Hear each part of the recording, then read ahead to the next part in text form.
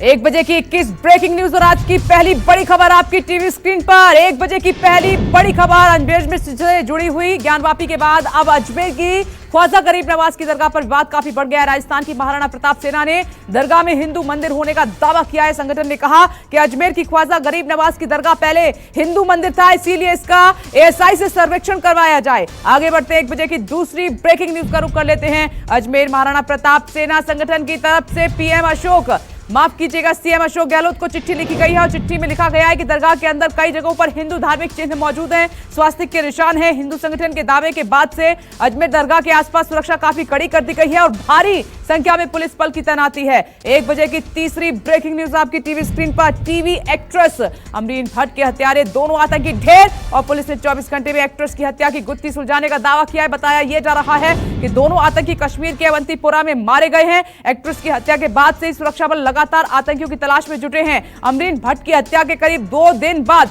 लश्कर के दोनों आतंकियों को मार गिराया गया। लश्कर के आतंकियों ने घर में घुसकर अमरीन की हत्या की थी। चौथी बड़ी खबर, दिल्ली में आज से भारत ड्रोन उत्सव की शुरुआत हुई है। पीएम मोदी ने प्रगति मैदान में भारत के सबसे बड़े ड्रोन उत्सव का उद्घाटन किया है। कार्यक्रम के दौरान प्रधानमंत्री नरेंद्र मोदी किसान ड्रोन पायलट से भी बातचीत करते हुए नजर आए और ओपन एयर ड्रोन उड़ान प्रदर्शनी का निरीक्षण किया। भारत ड्रोन महोत्सव 2022 2 दिन तक चलेगा, 27 और 28 तारीख तक ही आयोजित होगा। आगे बढ़ते 5वीं ब्रेकिंग न्यूज। कर्नाटक में एक बार फिर हिजाब को लेकर विवाद गरमाने लगा है। कर्नाटक के मंगलुरु में यूनिवर्सिटी कॉलेज की छात्राओं के एक समूह ने कक्षाओं में हिजाब पहनने की अनुमति देने की मांग की है और इसके लिए छात्राओं ने उपायुक्त कार्यालय में ज्ञापन भी सौंपा। आगे बढ़ते हैं एक और खबर। राष्ट्रपति रामनाथ कोविंद आज से 3 दिन के एमपी दौरे पर रहेंगे। इस दौरान वो भोपाल और उज्जैन जाएंगे। 28 मई को राष्ट्रपति भोपाल में स्वास्थ्य संस्थाओं के भूमि पूजन कार्यक्रम में हिस्सा लेंगे। 29 मई को उज्जैन में अखिल भारतीय आयुर्वेद सम्मेलन के प्रतिभागियों को करेंगे संबोधित। वहीं महाकाल मंदिर में पूजा अर्चना भी करेंगे राष्ट्रपति।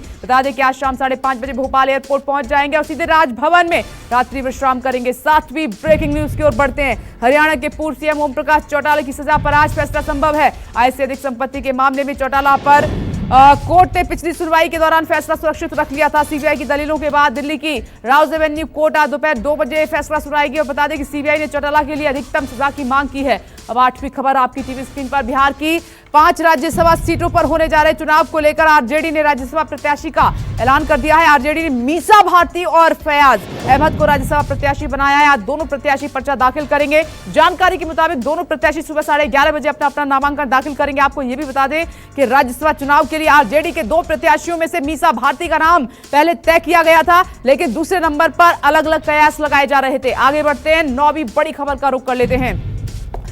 जौहर यूनिवर्सिटी को लेकर आजम खान की अपील पर आज सुप्रीम कोर्ट में सुनवाई है। एसपी नेता को जौहर यूनिवर्सिटी पर बुलडोजर चलने का डर सता रहा है। बता दें कि इलाहाबाद हाई कोर्ट ने शत्रु संपत्ति को कब्जा मुक्त कराने का आदेश दिया है, जिसके बाद जिला प्रशासन ने जौहर यूनिवर्सिटी कैंपस में पैमाइश कर शत्रु संपत्ति को पिलर और तार लगाकर कब्जा किया। बता दें कि सुप्रीम कोर्ट में दाखिल याचिका आजम खान की याचिका में इलाहाबाद हाई कोर्ट ने 312 के केस में जो कंडीशन लगाई गई है उसको चैलेंज किया गया है। अब 10वीं ब्रेकिंग न्यूज। हिमाचल में आगामी विधानसभा चुनाव को लेकर एक्शन मोड में बीजेपी। केंद्रीय मंत्री स्मृति ईरानी आज हिमाचल के कांगड़ा जिले के दौरे पर रहेंगी और इस दौरान स्मृति ईरानी बीजेपी के त्रिदेव सम्मेलन में हिस्सा लेंगी। वहीं सीएम जयराम ठाकुर भी मौजूद रहेंगे। इस कार्यक्रम में त्रिदेवों को मिशन रिपीट का मूल मंत्र देने केंद्रीय मंत्री स्मृति ईरानी शिरकत करने जा रही हैं और त्रिदेव सम्मेलन में बूथ अध्यक्ष, बूथ पालक, बूथ लेवल एजेंट समेत जिला अध्यक्ष, जिला महामंत्री शिरकत करेंगे। अब आगे 11वीं ब्रेकिंग न्यूज आपकी टीवी स्क्रीन पर। जेपी नड्डा आज बीजेपी के अनुसूचित जनजाति के नेताओं के साथ बैठक करने वाले हैं। बैठक नई दिल्ली के पार्टी मुख्यालय पर होगी। बैठक में सभी केंद्रीय मंत्री, वैचारिक रूप से जुड़े आदिवासी समूह के वरिष्ठ नेताओं समेत बीजेपी सांसद भी मौजूद रहेंगे। इस मीटिंग में जेपी नड्डा नेताओं को आदिवासी समुदाय के लिए मोदी सरकार की सभी योजनाओं के बारे में विस्तार से जानकारी देंगे। बता दें कि बैठक 5 जून को रांची में होने वाली बीजेपी की आदिवासी महारैली से पहले बुलाई गई है। अब आपकी टीवी स्क्रीन पर 1 बजे की 12वीं ब्रेकिंग न्यूज। कुतुब मीनार में विवाद के बीच दिल्ली में वक्फ बोर्ड ने एएसआई को चिट्ठी लिखी है। वक्फ बोर्ड ने कुतुब मीनार में नमाज पढ़ने की मांग की। कुतुब मीनार में पहले नमाज अदा की जाती थी, पर पुरातत्व विभाग ने नमाज करने पर रोक लगा दी थी, पर वक्फ बोर्ड ने नमाज की मांग की है। रहेगी नजर आगे 13वीं बड़ी खबर। मथुरा की विवादित श्री कृष्ण जन्मभूमि और शाही ईदगाह मस्जिद जमीन विवाद के बीच एक और नई याचिका दाखिल की गई है। सिविल जज कोर्ट में नई याचिका डाली गई। नई याचिका में यह कहा गया कि मथुरा में मंदिर तोड़कर मूर्तियां और बेशकीमती सामान आगरा ले जाए गए थे। औरंगजेब मथुरा सिविल कोर्ट में नई याचिका में यह भी कहा गया है कि मस्जिद की सीढ़ियों में उन मूर्तियों को दबा दिया गया है ताकि लोग मूर्तियों और बेशकीमती सामान पर पैर रखकर जाएं। आगे बढ़ते हैं, 14वीं बड़ी खबर का रुख करते हैं। जोधपुर में एक बार फिर दो समुदायों में तनाव बढ़ता हुआ दिखाई दे रहा है। एक दूसरे पर पत्थरबाजी की गई है। पथराव का वीडियो आया है सामने। 300 उपद्रवियों ने की है तोड़फोड़। महिलाओं के साथ मारपीट भी की गई है। एक महिला गंभीर रूप से घायल है। गाड़ी पार्किंग के दौरान कहासुनी हुई थी। कहासुनी इतनी बड़ी कि पत्थरबाजी शुरू हो गई। पुलिस ने निष्पक्ष कार्रवाई का भरोसा दिया है। अब 15वीं बड़ी खबर का रुख कर लेते हैं। राजस्थान की अशोक गहलोत सरकार में अंतर्कलह सामने आई है। मंत्री अशोक चांदना नाराज हो गए हैं। खुद ही गहलोत सरकार के खिलाफ फोड़ा है ट्विटर बम। गहलोत सरकार में मंत्री अशोक ने मुख्यमंत्री के प्रमुख सचिव कुलदीप रांका पर निशाना साधा। ट्विटर पर सीएम को लिखा कि मुझे इस जलालत भरे पद से मुक्त करें। अशोक चांदना ने लिखा है कि मेरे सभी विभागों का चार्जशीट कुलदीप रांका जी को दे दिया जाए क्योंकि वैसे भी वो ही सभी विभाग के मंत्री हैं।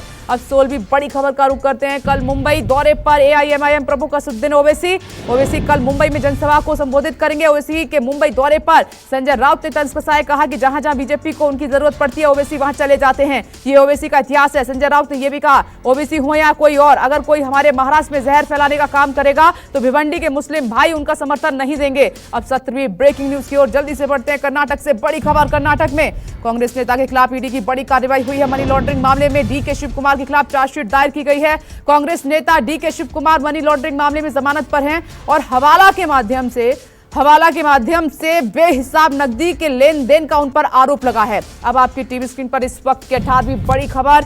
हिंदी साहित्यकार गीतांजलि श्री ने रचा है इतिहास। पहली बार हिंदी उपन्यास टॉम ऑफ सेंट को मिला है पुरस्कार। हिंदी उपन्यास रेत समाधि का ट्रांसलेट है tomb of sand. American translator Daisy Rockwell ने इसे अंग्रेजी में ट्रांसलेट किया है। अब 19वीं बड़ी खबर। मेरठ में नगर पालिका के बुलडोजर से कुचलकर युवती की मौत। हादसे के बाद लोगों ने किया है हंगामा। मौके पर पहुंची पुलिस ने लोगों को शांत कराया। पीड़ित परिजनों का आरोप है कि नगर पालिका की बुलडोजर को एक नाबालिग चला रहा था और यह हादसा नगर पालिका की लापरवाही की वजह से हुआ। पुलिस ने बुलडोजर को अपने कब्जे में लिया, जांच कर कार्रवाई का भरोसा दिया है। अब 20वीं खबर का रुख करते हैं। जौनपुर से बड़ी खबर। जौनपुर में अवैध कब्जा पर बुलडोजर चलाए। सरकारी स्कूल की जमीन पर कब्जा करके बनाया गया था घर और एसडीएम सदर ने भारी पुलिस फोर्स के साथ मौके पर पहुंचकर अवैध निर्माण को कराया ध्वस्त। कब्जेदारों को चेतावनी भी दी है। अब 21वीं खबर का रुख कर लेते हैं। देश में कोरोना के नए मामलों में 3% का उछाल देखने को मिला है। पिछले 24 घंटे में 2710 नए मरीज मिले हैं।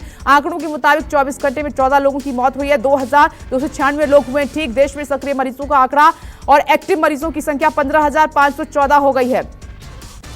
और 22वीं बड़ी खबर का रुख कर लेते हैं। नमस्कार, मैं हूं मानक गुप्ता। अगर आपको हमारा ये वीडियो पसंद आया हो तो इसे लाइक और शेयर जरूर करें और हां, हमें सब्सक्राइब और फॉलो करना ना भूलें ताकि आप देश और दुनिया की कोई खबर मिस ना करें। तो जुड़े रहिए हमारे साथ और देखते रहिए न्यूज़ 24।